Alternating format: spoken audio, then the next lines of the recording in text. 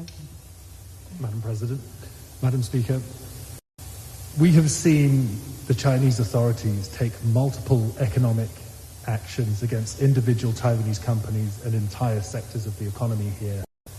Taiwan has already paid a cost for your visit and is likely to continue to do so over the coming days and weeks. What concrete, tangible benefits can you promise Taiwan to offset the cost of your trip? Well, at the same time as this trip is taking place and in recognition of our common interest economically, we just passed the Chips and Science Act. This is something that opens the door for us to, again, have better economic exchanges. I know that some Taiwan businesses, significant ones, are already planning to invest in manufacturing in the United States. And the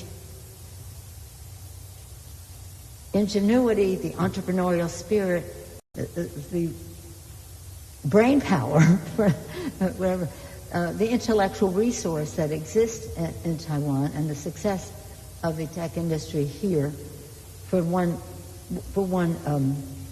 sector, has been really a model. And again, we want to increase our relationship. So I think that I would be saying that would be a goal we share, but with the CHIPS Act, we're really facilitating reaching that goal. And it's pretty exciting. It's pretty exciting, and I think that you will see a recognition of the scientific success that Taiwan has had, being a model for how we go forward. That's why our bill is called Chips and Science. Thank you very much, Madam Speaker. Right now, last but not the least, we will have a representative from the Japanese media, Mr. Ishiro Koichiro-san. He is the bureau chief of Asahi Shimbun of Japan. Hello. 你好，总統。Konnichiwa. Hello, Speaker Pelosi. Konnichiwa. Thank you very much for taking my questions. My question is about Chinese democracy. Now we are witnessing the Chinese authorities increasing various pressures, not only to Taiwanese people and Hong Kongese, but to their own citizens, I mean the Chinese people. And as a strong and long-time advocate of democracy, please let us share your ideas. How the democratic countries, including South Korea, Japan, where you are heading to, can deter China from invading Taiwan militarily, and how we can guide China toward a democratic political system. Thank you.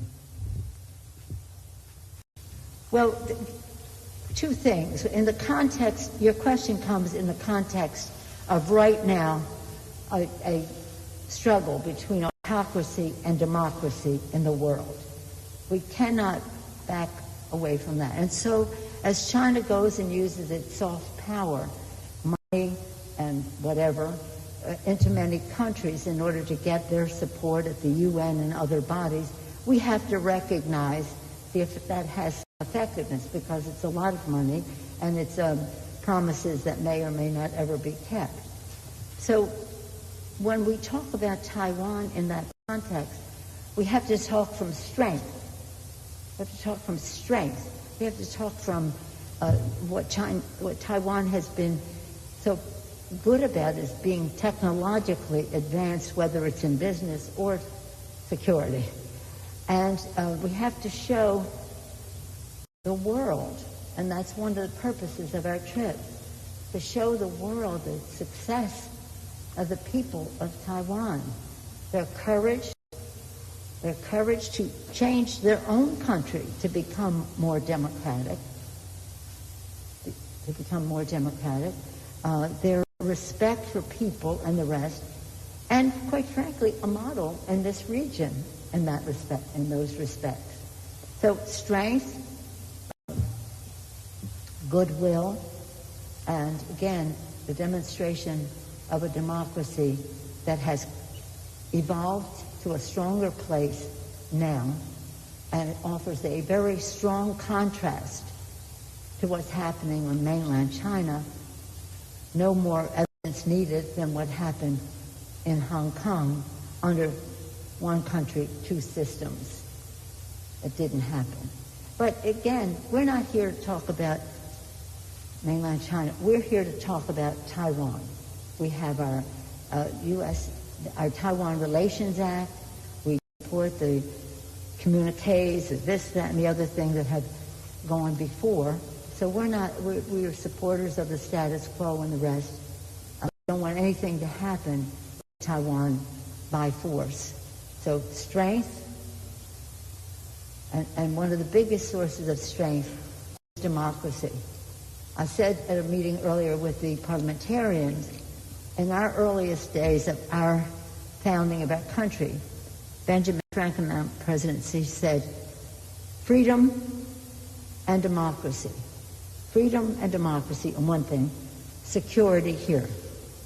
If we can't have either if we don't have both.